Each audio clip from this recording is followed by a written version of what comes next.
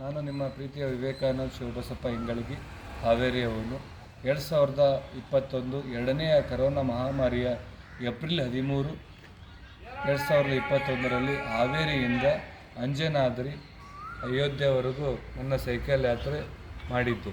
ಆ ಒಂದು ಸಂದರ್ಭದಲ್ಲಿ ಹನುಮ ಜನ್ಮಭೂಮಿಯಿಂದ ರಾಮ ಜನ್ಮಭೂಮಿ ಎಂಬ ಒಂದು ಸಂದೇಶದೊಂದಿಗೆ ನನ್ನ ಸೈಕಲ್ ಯಾತ್ರೆ ಒಟ್ಟು 5540 ಕಿಲೋಮೀಟರ್, 111 ದಿನಗಳು, 8 ರಾಜ್ಯಗಳನ್ನು ನಾನು ಸುತ್ತಿದ್ದೆ. ಆ ಒಂದು ಸೈಕಲ್ ಯಾತ್ರೆಯಲ್ಲಿ ಮೂಲ ಉದ್ದೇಶ ಕರೋನಾ ಮುಕ್ತ ಭಾರತಕ್ಕಾಗಿ ನನ್ನ ಸೈಕಲ್ ಯಾತ್ರೆ.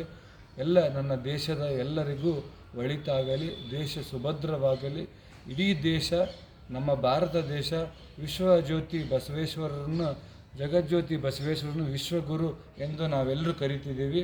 ಅದನ್ನು ಇಡೀ ದೇಶವೂ ಹಾಗೂ ಇಡೀ ಪ್ರಪಂಚವೂ ಕರೆಯುವಂಥ ಸನ್ನಿವೇಶ ಮುಂದೆ ಎದುರಾಗುತ್ತದೆ. ಅದೇ ಕಾರಣಕ್ಕೆ ಭಾರತ ದೇಶದ ಒಬ್ಬ ಸಾಮಾನ್ಯ ಪ್ರಜೆ ಇಡೀ ವಿಶ್ವದಲ್ಲಿಯೇ ಯಾವುದೇ ಒಂದು ದೇಶದಲ್ಲಿ ಅವನು ಒಬ್ಬ ಆಡಳಿತಗಾರನಾಗಿ, ಉತ್ತಮ ನಾಯಕನಾಗಿ, ಉತ್ತಮ ಪ್ರಧಾನಿಯಾಗಿ ಕಾರ್ಯನಿರ್ವಹಿಸಲು ಮುಂದೆ ಆಗಬೇಕು.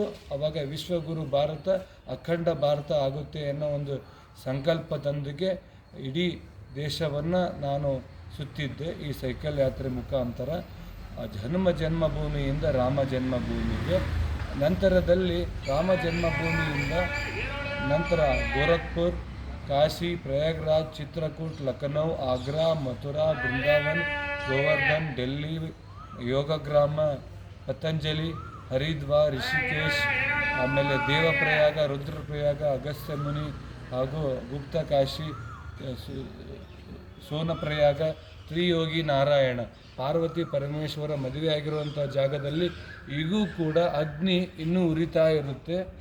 ಆ ಕಾರಣಕ್ಕೋಸ್ಕರ ಮುಂದೆ ಬರುವಂತಹ ಪೀಳಿಗೆಗೆ ನಮ್ಮ ಯುವಕರಿಂದ ಒಂದು ಒಳ್ಳೆಯ ಸಂದೇಶ ಪ್ರೇರಣಾದಾಯಕವಾಗಿರಬೇಕೆಂದು ಇಚ್ಛೆಯಿಂದ ನನ್ನ ಮೊದಲ ಸೈಕಲ್ ಯಾತ್ರೆಯನ್ನು ನಾನು ಮಾಡಿದ್ದೆ. ಹಾಗಾಗಿ ಆ ಸಂದರ್ಭದಲ್ಲಿ ಯುವ ಪೀಳಿಗೆಯವರು ರಾಮಭಕ್ತಿಯನ್ನು ಪ್ರೇರಣೆಯಾಗಿಟ್ಕೊಂಡು ದೇಶವನ್ನು ಮುನ್ನುಗ್ಗುವ ಒಂದು ಪರಿಸ್ಥಿತಿಯಲ್ಲಿ ತಮ್ಮ ಒಂದು ಸಾಧನೆ, ತಮ್ಮ ಒಂದು ಪ್ರೇರಣೆಯಿಂದ ಮುಂದಿನ ಪೀಳಿಗೆಗಾಗಿ ಅವರು ಬಳುವಳಿಯಾಗಿ ಇಡೀ ಜಲ ಸಂಪನ್ಮೂಲ ಇರ್ಬೋದು, ಈ ನಿಸರ್ಗ ಸಂಪತ್ತನ್ನು ಉಳಿಸ್ಬೇಕು, ಅದನ್ನು ಮುಂದಿನ ಪೀಳಿಗೆಗೆ ಬಳುವಳಿಯಾಗಿ ನೀಡಬೇಕಂತೇಳಿ ನನ್ನ ಒಂದು ಕರೋನಾ ಮುಕ್ತ ಭಾರತಕ್ಕಾಗಿ ನನ್ನ ಸೈಕಲ್ ಯಾತ್ರೆ ಮಾಡಿದ್ದೆ. ಎಲ್ಲ ಯುವಕರು ದೇಶವನ್ನು, ಧರ್ಮವನ್ನು ಪ್ರೀತಿಸಿ ಸರ್ವೇ ಜನ ಸುಖಿನೋ ಭವಂತು ಎನ್ನುವ ಧ್ಯೇಯದೊಂದಿಗೆ ನಾವೆಲ್ಲರೂ ಮುನ್ನುಗ್ಗೋಣ. ಎಲ್ರಿಗೂ ನಮಸ್ಕಾರ, ಧನ್ಯವಾದಗಳು.